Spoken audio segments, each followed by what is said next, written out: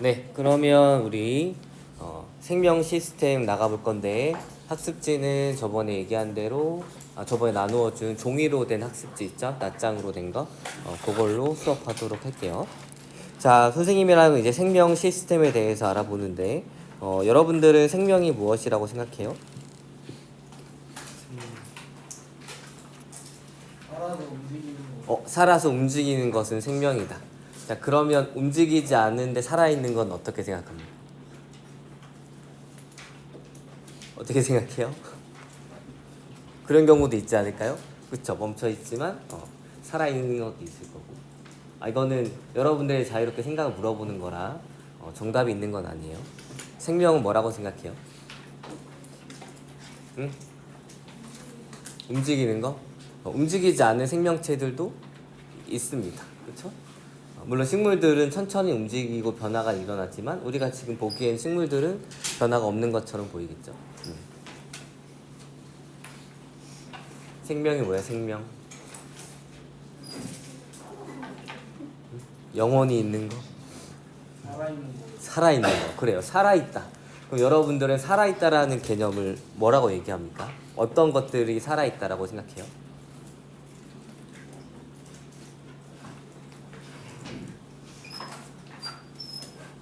만약에 여러분들 대학교 면접 보러 갔어요. 쭈르륵 하다가 대학교 이제 면접 간 그 교수님들이 살아있다라는 건 무엇입니까? 라고 얘기하면 뭐라고 할 거예요? 자아가 있는 자아가 있는 거. 그러면 자아가 있고 없음은 어떻게 판단할 수 있죠? 라고 교수님이 질문하면 스스로 생각하고 움직일 수 있는 거. 그럼 스스로 생각하고 움직일 수 있다. 그럼 스스로 생각하는 거는 선생님도 지금 혼자 막 많은 생각을 하고 있거든. 생각하는 게 보입니까? 안 보이죠? 그럼 어떻게 판단할 수 있죠? 라고 물어보면 느낌상. 느낌상. 좋아요. 그래서 여러분들이 어차피 대학교를 대부분 갈 예정이라면 지금부터 선생님이 이렇게 얘기할 때 본인의 생각 한 번씩 정리해보고 선생님이랑 대화를 하면서 본인의 생각을 좀 더 정교화하는 것들을 해주면 좋습니다. 알겠죠? 왜냐면 여러분들 어쨌거나 면접을 대학교를 안 가더라도 뭐 어디 알바를 구하거나 여러분들 혹은 어디 회사에 취직한다 하더라도 결국에 면접을 볼 거예요. 그렇죠? 면접이라는 건 뭐예요? 면접관이 무언가 질문했을 때 본인의 생각을 좀 조리 있게 얘기할 수 있는 거겠죠? 자, 그거 고3 때 갑자기 한다고 잘 될까요? 잘 안 되겠죠? 그래서 지금부터 선생님이 이런저런 질문했을 때 여러분들이 머릿속으로 난 이런 거 같다라고 생각을 하고 좀 더 괜찮으면 이거 말로 표현하는 연습을 지금부터 꾸준히 해줘야지만 여러분들이 나중에 사회에 나갈 때 좀 편하게 나갈 수 있습니다. 알겠죠?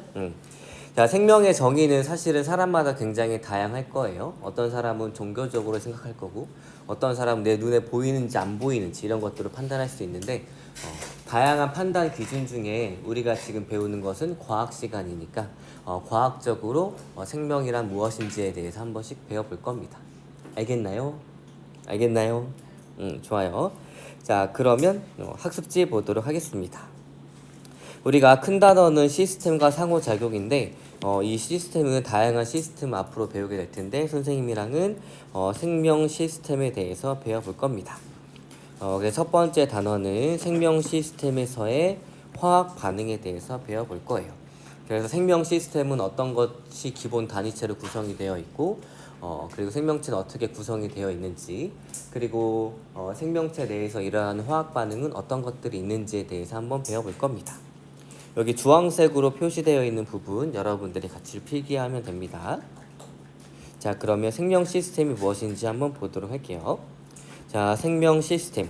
구성 요소 사이의 상호작용으로 생명 현상이 나타나는 체계입니다.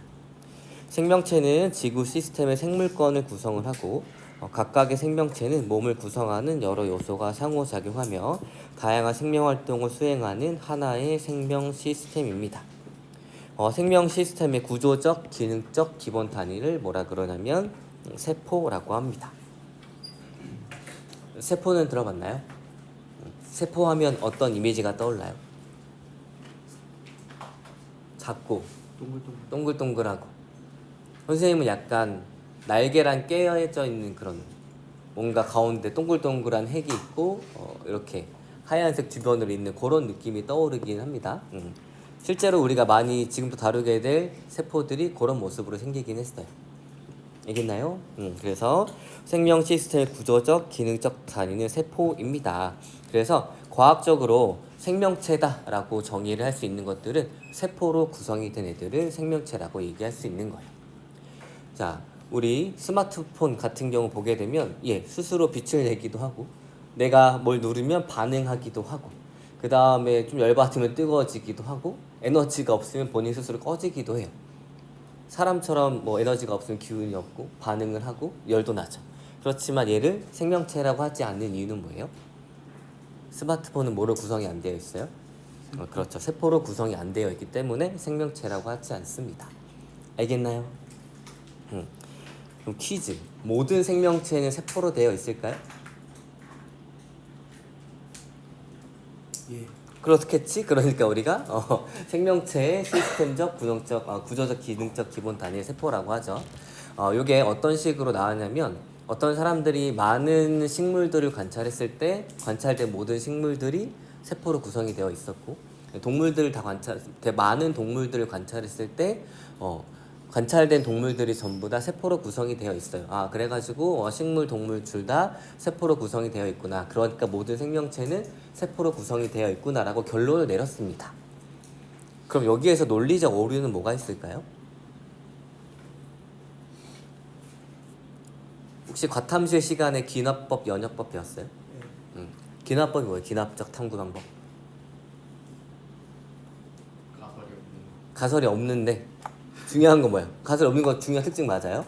근데 기납적 탐구 방법의 전체적인 흐름이 어떻게 돼요? 많은 것을 관찰을 하고 여기에서 내 공통된 성질을 이끌어내는 것을 기납적 탐구 방법이라고 하죠. 맞나요?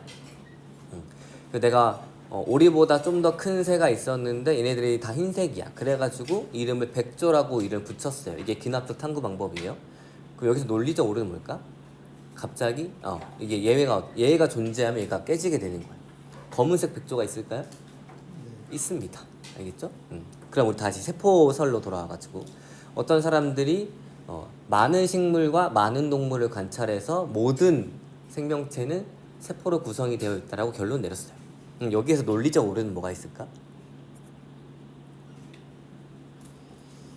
많은 것과 모든 것은 같은 말이에요? 아니죠. 그러니까 모두 관찰하지 않고 우리가 마치 모두 관찰한 것처럼 얘기를 했잖아요. 거기서 논리적 오류가 생기는 거예요. 그래서 기납적 탐구 방법의 가장 큰 오류는 요겁니다. 많은 것을 관찰했지 모든 것을 관찰하지 않았단 말이죠. 그렇기 때문에 그 사이에는 논리적 오류가 생기면서 결론이 나오게 되는 거예요. 그래서 예외가 생기면 그게 깨지게 되는 겁니다. 알겠나요? 그래요. 마찬가지로 얘도 마찬가지겠죠? 우리가 지구상에 있는 모든 생물을 관찰한 건 아니잖아. 근데 모든 생물을 관찰한 것처럼 세포로 구성이 되어 있다라고 얘기를 하죠? 맞나요? 그래서 세포설이라고 합니다. 세포설. 물론 이게 지금 과학적으로 받아들여지고 있긴 하지만 여기에서 논리적 오류는 그런 것들이 있다라고 상식으로 알게 되면 얘가 제대로 잘 배웠구나 라고 생각을 할 수 있을 거예요. 알겠나요? 좋아요. 아무튼 생명 시스템의 구조적, 기능적 기본 단위는 뭐라고요? 세포입니다. 세자와 포자가 어떤 한자일까요?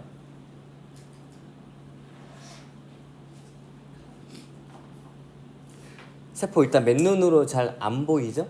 그래서 대부분 현미경으로 보면 보이게 되는데 그래서 간은 거품같이 생겼다 해가지고 세포라고 이름을 지어준 거예요. 알겠죠? 영어로는 뭐예요? 셀입니다. 셀은 뭐였을까요? 세포를 처음 발견한 사람은 로버트 훅이라는 사람인데 그 사람이 처음에 코르크 마개를 관찰했어요. 코르크층 식물. 코르크 혹시 들어봤어요? 코르크? 어디서 들어봤어요? 코르크 마개 어디에 있죠? 와인 한 잔 먹었습니까? 잘 아네요. 그래서 와인 뚜껑이 코르크 마개고 코르크 마개는 나무의 껍질 안쪽에 있는 층을 코르크 층이라고 해요. 근데 이 로버트 훅이라는 사람은 심심해가지고 자신이 만든 현미경으로 이 코르크 층을 관찰했더니 요런 모습들이 관찰이 됐습니다. 그럼 요 격자 모양의 이 방 같은 얘네들 이름을 붙여야겠죠? 근데 요때는 그 혹시 여러분들 그 카톨릭 성직자 중에 신부님, 수녀님, 수사님 이런 거 혹시 알아요?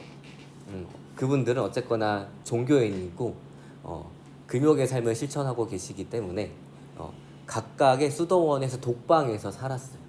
근데 그 독방의 이름이 셀이었고 그 독방처럼 생겼다 해가지고 이 세포를 셀이라고 지어졌습니다. 알겠나요? 알겠나요? 좋아요. 그래서 구조적, 기능적 단위는 바로 세포이다. 잘 기억하면 좋을 것 같고. 자, 생명 시스템의 구성 단계에 대해서 알아보도록 하겠습니다. 그래서 우리가 세포로 이루어진 얘네들은 어떤 구성 단계를 가지는지 볼 거예요. 일단 세포입니다.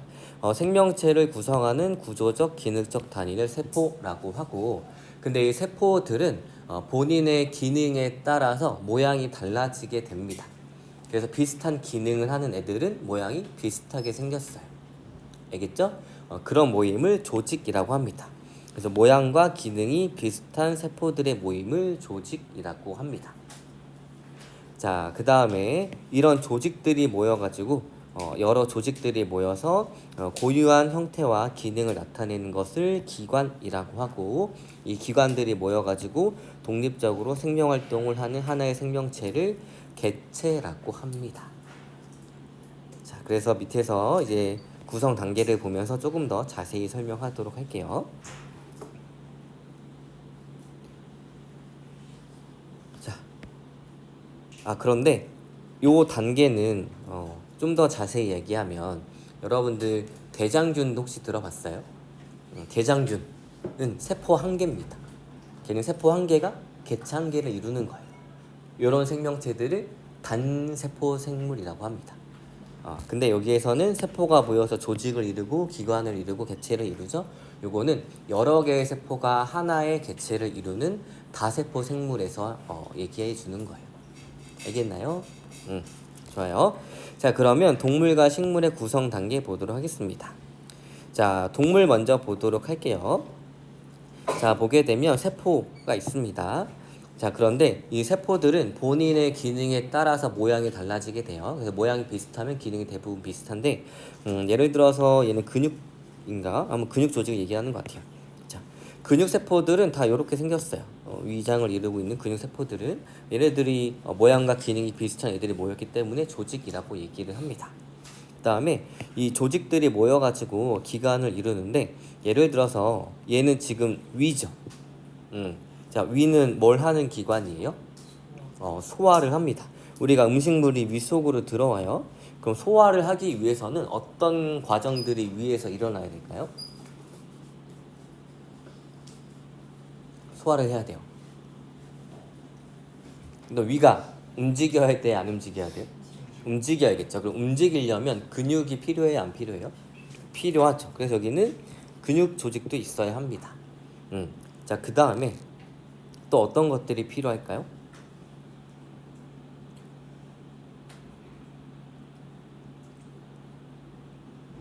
위가 언제 움직이죠? 음식물이 들어왔을 때.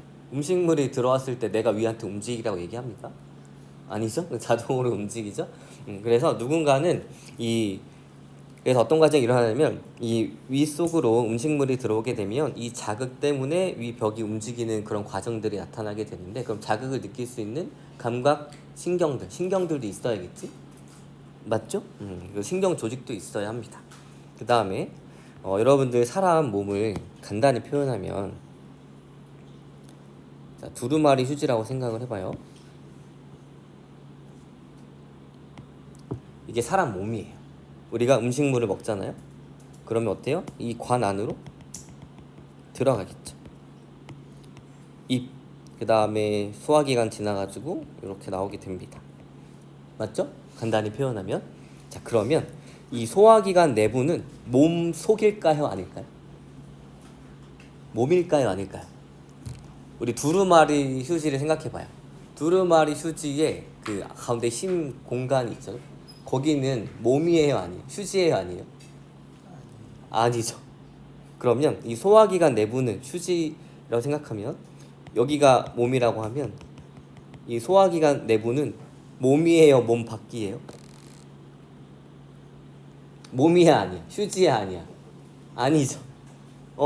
그래서 소화기관 내부는 몸이 아니라 몸 밖이에요. 알겠죠?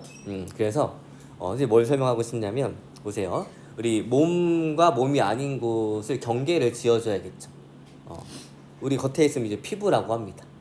알겠죠? 그런데 소화기관 내부도 몸이 아니기 때문에 이 몸 속과 이 몸이 아닌 요 외부 공간에 서로 경계를 지어줘야 하는 조직들이 있어야 돼요. 그런 것들을 상피 조직이라고 합니다. 입 안, 입 안을 보세요. 이 여기 치아가 있고 여기 혀가 있어요. 여기가 입 안이죠. 여기는 몸이에요, 아니에요? 아니겠죠. 맞죠?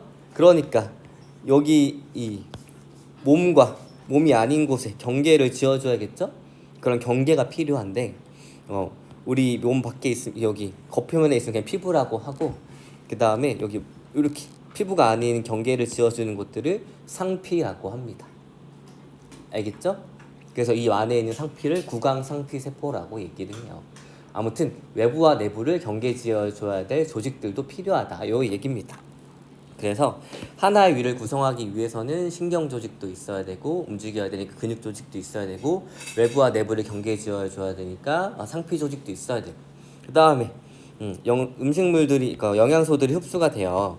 그러면 흡수된 애들을 이동시켜주는 건 누구예요? 혈액이겠죠? 혈관들 그런 조직들도 같이 있어야 합니다. 그래서 근육 조직, 그 다음에 신경 조직, 그 다음에 외부와 내부를 경계짓는 상피 조직도 있고, 그 다음에 흡수된 영양분들을 움직여줘야 되니까 혈액 이런 것들을 결합 조직이라고 해요. 이렇게 다양한 조직들이 모였을 때 고유한 하나의 기능이 나타납니다. 이런 것들을 기관이라고 얘기를 해주는 거예요. 알겠나요? 자, 그러면 사람은 소화를 담당하는 기관이 굉장히 많아요. 위, 그 다음에 작은 창자, 그 다음에 큰 창자, 그 다음 식도 있고, 그 다음에 여기 간, 그 다음에 여기 쓸개까지 소화와 관련된 애들입니다. 복잡해요, 안 복잡해요? 복잡하니까 얘를 개라고 하나 묶어주는 거예요. 그래서 보세요. 사람은 조직은 4종류 조직밖에 없어요. 간단합니다. 그리고 기관 이렇게 있는데 기관들이 복잡하게 있어요. 본인들의 기능에 따라서 복잡하니까 한 번 더 묶어주는 거예요. 그래서 기관계라는 단계가 존재합니다. 그다음 이런 기관계들이 모여가지고 개체를 이루게 됩니다. 자, 그래서 보게 되면 적혈구, 백혈구, 근육세포, 신경세포 등이 있습니다. 적혈구는 어떤 기능을 하는 애예요? 적혈구 산소를 운반해 주겠죠? 적혈구는 왜 적혈구예요? 빨개서 적혈구는 왜 빨개요? 헤모글로빈 헤모글로빈이라는 붉은색 색소가 있기 때문에.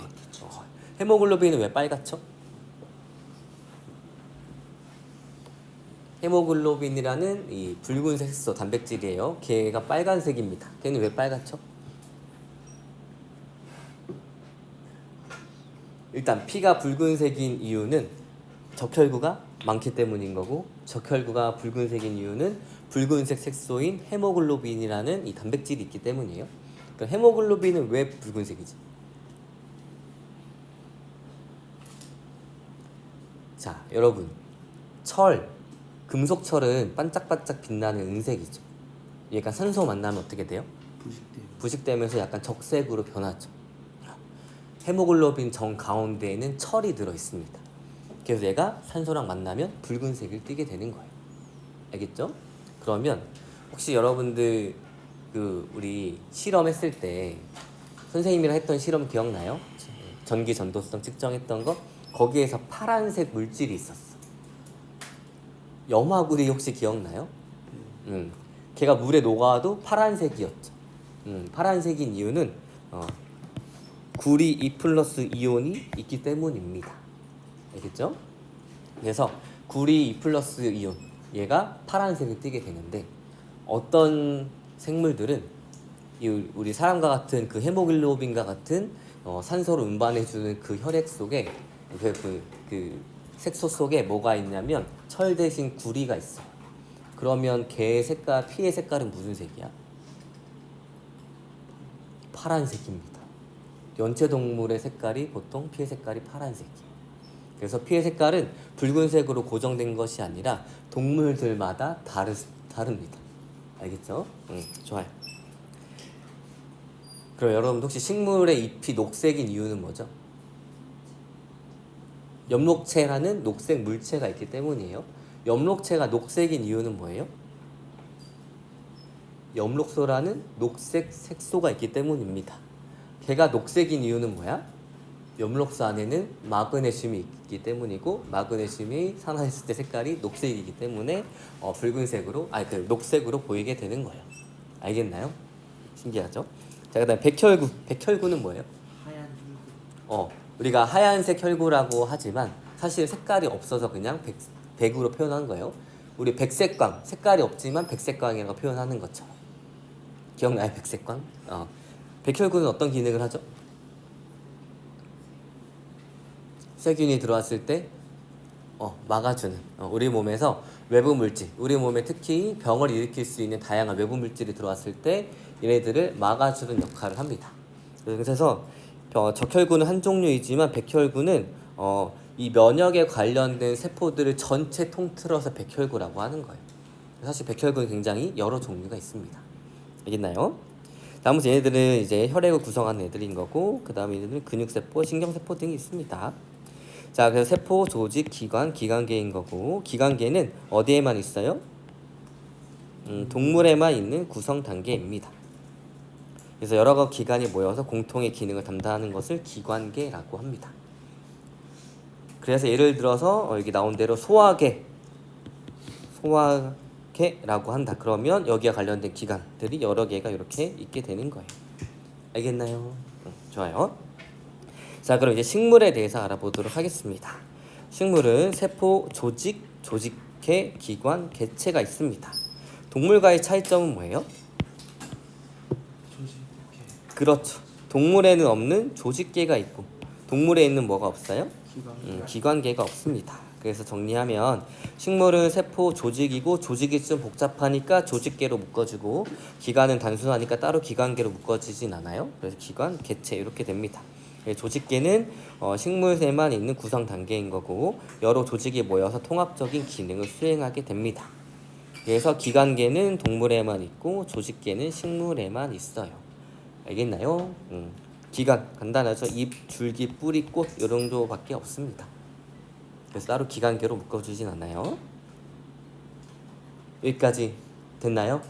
다시 정리하면 동물과 식물의 구성 단계, 일반적으로 생명 시스템의 구성 단계는 세포, 조직, 기관, 개체인데, 동물은 기관이 좀 복잡하니까 기관계로 한 번 더 묶어주는 거고, 식물은 기관은 단순하지만 조직이 복잡하기 때문에 조직계로 한 번 더 사이에 묶어줍니다. 됐나요? 됐나요? 좋아요. 자, 그럼 오른쪽 한번 볼게요. 생명 시스템.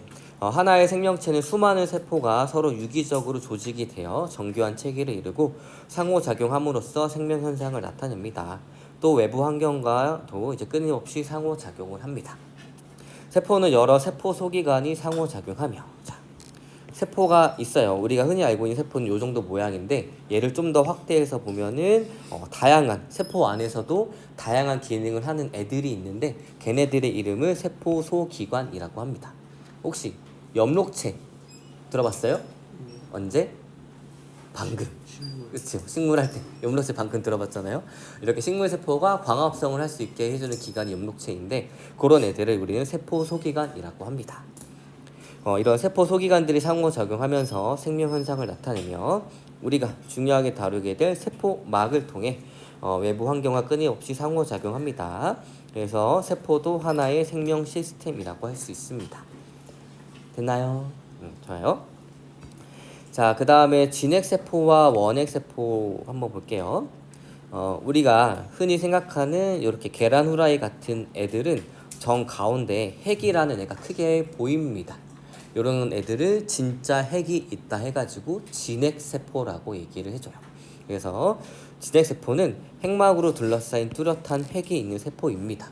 그렇지만 모든 생명체가 핵이 있는 건 아니에요. 우리 대장에 살고 있는 대장균 같은 경우에는 핵이 없습니다. 알겠죠? 그런 애들을 원핵 세포라고 해요. 그래서 핵막이 둘러싸인 뚜렷한 핵이 없는 세포입니다.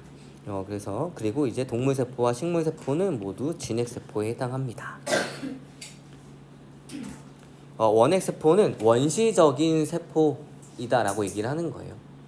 알겠죠? 원시적인 이 말을 하면 헷갈릴 것 같진 않았는데 원시적인 핵이 있다라고 보통 이렇게 얘기를 하는데 핵은 없으니까 그냥 원시적인 세포다. 그래서 원핵 세포인데 원핵 세포는 핵이 없다. 이렇게 생각을 해주면 됩니다. 알겠나요? 그래서 진핵 세포는 진짜 핵이 있는 거고 원핵 세포는 핵이 없는 세포입니다. 자, 대장균 어디에 산다 그랬어요, 선생님 방금? 대장에 살고 있죠. 그럼 대장균은 유익할까요, 해로울까요? 유익해요. 유익합니까? 해롭습니까? 어떻게 생각해요? 막 여러분들 뉴스에 보면은 음식물에 대장균이 검출이 되는지 안 되는지 확인한단 말이죠. 대장균이 검출이 되면 어떻게 돼? 행정처분이 내려옵니다. 알겠죠? 그럼 대장균은 사실 위험하지 않아요. 그냥 먹어도 상관이 없습니다. 먹지 마세요. 알겠죠? 먹어도 상관없지만 먹지 마세요. 그럼 왜 대장균이 검출이 되는 거를 되게 크게 생각할까요, 사람들이? 대장에 살고 있는 대장균은 언제 몸 밖으로 나오지? 똥 쌀 때. 그치? 그러면 똥에는 다양한 외부 물질들이 있는 거예요. 왜냐면 똥이 뭐야? 아까 얘기해 준 대로 외부에서 들어온 게 소화가 되면서 흡수될 거 흡수되고 나머지 소화가 안 된 것들이 똥으로 나온단 말이죠. 똥 되게 잘 그리지 않니? 자, 아무튼 이렇게 되는데 그래서 이 똥이 나오면서 대장균이 같이 묻어서 나와요. 근데 이 대장균은 문제가 아니라 사실은 이 똥에 있는 다양한 기생충, 병원균 이런 것들이 문제가 될 수 있다는 얘기지. 그리고 어떤 음식물에 대장균이 검출됐다는 얘기는 좀 간단하게 얘기하면 대장균이 나오는 환경이 있었다는 얘기 아니겠어? 누군가의 분변이 묻어있다거나 그런 식으로 좀 더러운 환경에 있을 수 있었기 때문에 안 좋다라고 얘기를 하는 거고, 그래서 대부분 그러니까 대장균도 한 종류가 아니에요. 아무튼 대장균이 있는데 이 얘네들 중에 또 몇 개의 대장균들은 식중독이라는 어떤 질병을 일으킬 수도 있기 때문에 굉장히 위험하게 다루게 합니다. 알겠죠? 근데 일반적인 평범한 대장균들은 위험하진 않아요. 알겠나요? 좋아요. 그 대장균이 원핵 세포에 해당합니다. 자, 그럼 우리는 본격적으로 세포의 구조와 기능에 대해서 알아보도록 하겠습니다. 자, 세포라는 하나의 시스템을 이루어야 해요. 그러면 외부와 내부가 존재하겠죠? 외부와 내부가 존재한다는 얘기는 경계가 필요하다는 얘기예요. 알겠죠? 우리 만약에 교실에 벽이 없어요. 그러면 경계가 있는 거야, 없는 거야? 없으니까 내부와 외부랑 똑같아지겠죠. 이해됐어요? 그래서 우리가 벽을 세워줍니다. 그런 것처럼 세포도 외부와 내부를 경계 지어야 하기 때문에 이 경계가 필요한데 이 세포를 둘러싸고 있는 이 경계되는 요것들을 뭐라 그러냐면 세포막이라고 합니다. 알겠죠? 세포벽도 배울 텐데 세포벽과 세포막은 다른 거예요. 알겠죠? 세포막이라고 합니다. 그래서 세포는 경계를 지어줘야 하기 때문에 세포막으로 둘러싸여 있어야 합니다.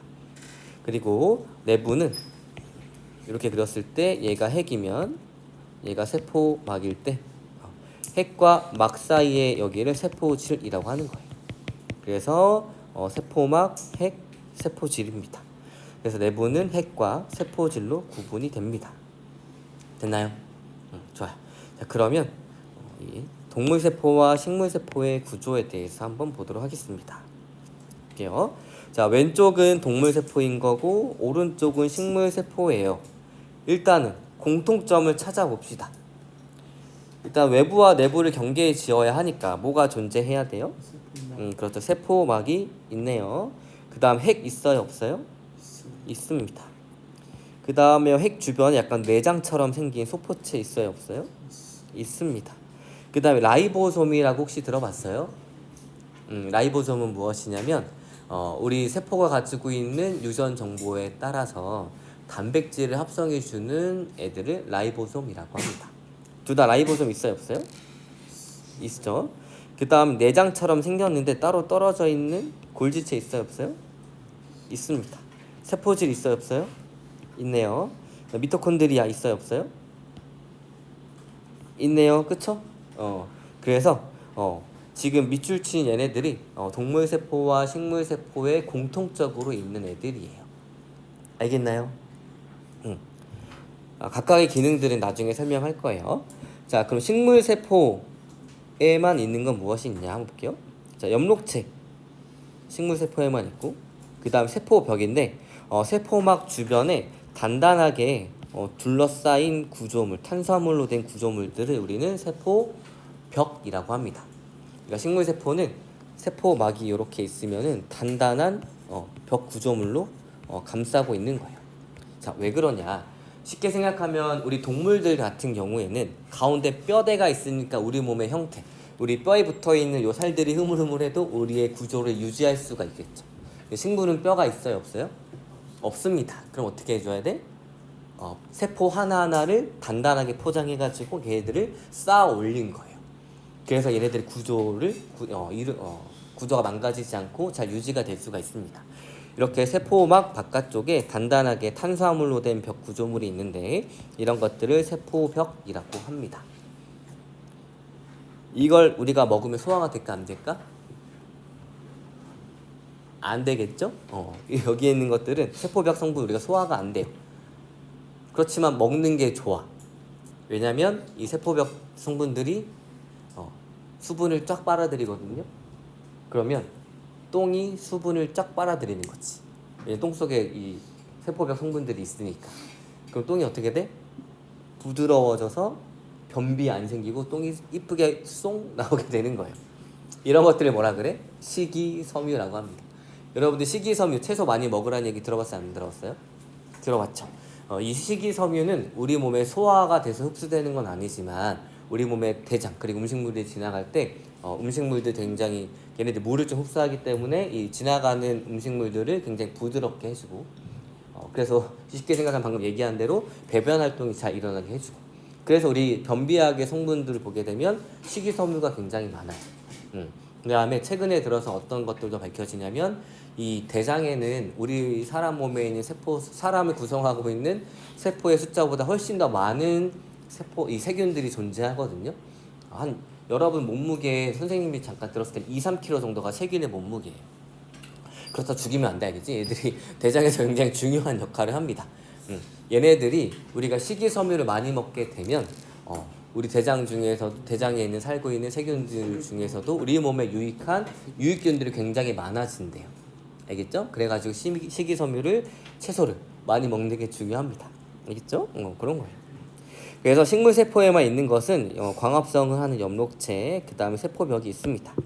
근데 액포는 이 교과서에서 식물 세포에만 있다라고 얘기를 해야 안 해요? 안 합니다. 액포는 무엇이냐면 여기서 나오는 대로 보통은 식물 세포 안에서 또 들어있는 물주머니 같은 것을 액포라고 하는데 이 액포는 사실 동물 세포에도 있긴 해요. 그러니까 모든 동물 세포에만 있는 것이 아니라 일부 동물 세포에 있습니다. 그러니까 일부 동물 세포에 있으니까 식물 세포에만 있다라고 얘기를 못하는 거예요. 그렇지만 식물 세포에서는 대부분 다 관찰이 됩니다. 그래서 식물 세포에게 표현해 준 거예요. 자, 그래서 다시 정리하면 이 동물 세포와 식물 세포를 비교했을 때 식물 세포에만 있는 것은 엽록체와 세포벽 요겁니다. 그리고 액포는 일부 동물 세포에도 있어요. 알겠나요? 네. 자, 그래서 오른쪽에 정리된 대로 동물 세포에는 없고 식물 세포에만 있는 세포 소기관은 엽록체와 세포벽입니다. 됐나요? 그러면 볼게요. 이 얘를 좀 자세히 확대하면 여기가 세포막이고 그 다음에 요 그림에서 녹색으로 표현된 부분이 세포벽이에요. 그럼 여기 옆에도 다른 세포랑 있단 말이죠. 그러면 얘들이 차곡차곡 우리가 벽돌을 쌓아가지고 벽을 만들 거야. 그럼 벽돌만 쌓으면 돼요? 툭 치면 무너질 텐데. 그럼 그 사이에 뭐를 발라요? 콘크리트나 시멘트 같은 걸 바르죠. 식물 세포도 마찬가지일 거예요. 독립적으로 다 있는데 얘들을 붙여주지 않으면 얘들이 후두둑 다 떨어지겠지. 그러면 얘들 붙여야 될 접착제도 얘가 가지고 있어야 합니다. 우리 이거 언제 느낄 수 있냐면 여러분들 잼 만들 때 좋은 잼은 어떻게 해주냐면 설탕을 넣지 않아요. 그냥 과일을 굉장히 오래 끓여줍니다. 그럼 어떻게 되냐? 물론 가운데 당 성분도 나오긴 하지만 얘랑 얘를 붙여주는 접착제 성분이 쭉 흘러나와요. 이런 것들이 팩틴이라고 하는데 접착제 성분이 쭉 흘러나오니까 잼이 더 끈적끈적해지는 거예요. 알겠나요? 알겠나요? 좋아요. 자, 그러면 한번 보도록 하겠습니다. 자, 핵, 세포막, 미토콘드리아, 라이보솜, 소포체, 골지체 등은 동물 세포와 식물 세포에 공통적으로 존재합니다. 그렇지만 동물 세포와 달리 식물 세포에는 엽록체와 세포벽이 있고 액포가 발달이 되어 있습니다. 엽록체와 세포벽만 식물 세포에만 있는 거예요. 알겠죠? 그래서 동물 세포와 식물 세포를 비교했을 때 엽록체와 세포벽이 있습니다. 그리고 액포가 발달되어 있어요. 그런데 과학을 좋아하는 사람들은 뭐 다큐멘터리 보다가 이런 것도 한번 본 적이 있을 거예요. 그 어떤 달팽이류, 바닷속에 살고 있는 달팽이류는 혹은 어떤 달팽이들은 식물을 먹어요. 그 식물 속에 있는 엽록체를 자기 세포한테 넣어요. 그래서 그 엽록체가 달팽이 세포 안에 살아 있습니다. 그러면 얘는 동물이야, 식물이야? 동물이겠지. 그렇지만 엽록체가 있겠지. 그러면 이 문장은 맞아 틀려? 동물 세포와 식물 세포 비교했을 때 식물 세포에만 엽록체가 있다. 그 장면을 보면은 틀리죠. 근데 우리가 지금 이게 생명과학이잖아요. 생명과학은 뭐를 다루는 거냐면 예외를 잘 다루지 않아요. 이런 것들을 정의할 때. 혹시 이 그래프 뭔지 알아요? 정규 분포표라고 하는데 이게 가장 평균에 몰려 있는 거고 얘가 양극단입니다. 생명과학에서는 이 양극단을 다루지 않아요. 일반적으로 얘를 다룹니다. 알겠죠? 그래가지고 교과서에서 그리고 선생님이 엽록체와 세포벽은 식물 세포에만 있어요 라고 얘기를 했단 말이지. 근데 내가 과학을 좋아해가지고 그 기사를 찾았어. 달팽이에도 엽록체가 있는데요? 라고 얘기하면 그 얘기도 맞아. 그렇지만 생명과학에서 정의를 내릴 때는 예외를 잘 다루지 않기 때문에 가장 일반적인 상황만 다루는 거예요. 그래서 이 문장을 얘기할 수 있는 겁니다. 알겠죠? 그래서 식물 세포에만 엽록체와 세포벽이 있다라고 얘기를 하고 이게 과학적으로 받아들여지고 있는 거예요. 왜냐면 이 달팽이는 태어났을 때부터 본인 스스로 엽록체를 만든 게 아니라 본인이 먹어서 저장을 한 거니까. 알겠나요? 좋아요. 자, 그러면 이제 세포 소기관의 기능에 대해서 차근차근 알아보도록 하겠습니다. 자, 핵이에요, 핵. 세포에서 가장 큰 세포 소기관으로 공 모양으로 뚜렷하게 관찰이 됩니다. 핵막으로 쌓여 있어요. 세포 소기관 중에 이렇게 구획을 나누어야 될 필요가 있는 거예요. 그래서 이제 하나의 막으로 쌓여 있는데 핵을 구성하고 있는 막을 핵막이라고 합니다. 자, 유전 정보를 저장하고 있어요. 생명체가 쓰고 있는 유전 정보를 저장하는 화학 물질이 뭐예요? DNA입니다. 요 뒤에 NA가 선생님 뭐냐고 얘기했었나요? 여러분들 배웠잖아요. DNA, RNA와 같은 애들을 핵산이라고 하죠. 핵산이 뭐예요? 핵에 있는 산성 물질인데 왜 애들이 산성이야? DNA와 RNA 기본 단위체가 뭐죠? 여러분들 수능 봐야 돼요. 알겠죠? 다 까먹으면 안 돼. DNA와 RNA 이를 구성하고 있는 기본 단위체를 뭐라고 합니까? 배우지 않았나? 단백질은 아미노산이고 뉴클레오 타이드입니다. 뉴클레오 타이드 무엇과 무엇의 결합이에요? 그쵸. 인산, 당, 영비가 1대1의 비율로 되어 있어요. 거기 뭐가 있어? 인산이 있는 거지. 그러니까 인산으로 쭉 구성된 물질이니까 당연히 산성을 띠겠죠. 걔가 어디서 발견됐어? 핵에서. 그래서 핵산이라고 불러주고 뉴클레익 엑시드라고 하는 거예요. 알겠죠? 그럼 DNA와 RNA의 그 염기의 차이점 말고 뉴클레오타이드의 차이점은 뭐예요? 얘는 왜 DNA인 거고 얘는 왜 RNA야? 이 D와 R의 차이점이 뭐예요?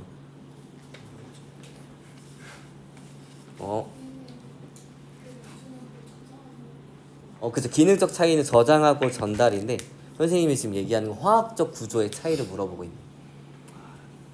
D와 R의 차이점은 뭐예요? 우리 인산 당이 있어요. 당. 여기가 인산. 대충 그릴게요. 이제 염기. 자, 여기에 어떤 애는 OH가 있고 어떤 애는 H가 있어요. 알겠죠? 그리고 오탄당을 리보스라고 합니다. 그쵸? 근데 얘는 산소가 있어요. 그래서 그냥 리보스라고 하는 거지. 그래서 리보 뉴클레익 엑시드가 RNA가 되는 거예요. 그러니까 요런 뉴클레오 타이드로 구성이 된 물질을 우리는 RNA라고 하는 거예요. 그런데 어떤 애는 요 당에 O가 빠져. 그럼 무엇이 빠지자는 뜻은 뭐예요? D라는 얘기를 쓴다는 얘기지. 근데 산소가 빠졌지. 디옥시. 그래서 디옥시리보 뉴클레익 엑시드 해가지고 DNA가 되는 거예요. 알겠나요? 알겠어요? 선생님 예전에 아미노산이 왜 아미노산인지 설명해 줬었나요? 그것도 안 해줬어? 자, 일단 DNA와 RNA, 그 RNA와 DNA의 이제 이름의 차이점은 알았고, 그럼 아미노산이 왜 아미노산인지도 알려줬지 않을까? 아미노산이 뭐야? 아미노산 단백질을 구성하고 있는 기본 단위체. 우리 시험 문제에서도 그 구조 나왔잖아. 펩타이드 결합하면서. 맞아요? 이 구조 나왔을 텐데. 얘는 다양한 원자단이 올 수 있어가지고 R이라고 표현하고, 그리고 얘가 아미노산이에요. 왜 아미노산이냐? NH2를 화학에서는 아미노기라고 얘기합니다. 그 다음에 COOH인데 얘가 물에 녹으면 COO-H+로 나누어져요. 우리는 곧 다음 이제 2학기에 배우겠지만 H+를 내는 물질을 산이라고 합니다. 얘를 화학식으로 카르복실산이라고 하는데, 아무튼 아미노기를 가지고 있는데 산성 물질이라서 아미노산이라고 얘기를 지어준 거예요. 알겠나요? 그 다음에 단백질을 구성하고 있는 이루는 아미노산은 총 몇 종류? 20종류. 왜 20종류냐면 이 기본 단위체는 여기 기본 구조 똑같은데 얘가 20종류가 나오기 때문이에요. 원자단이 20종류가 붙을 수 있기 때문에 단백질을 구성하는 아미노산은 20종류다라고 얘기를 하는 겁니다. 알겠나요? 너무 재밌죠? 그래서 오늘은 여기까지.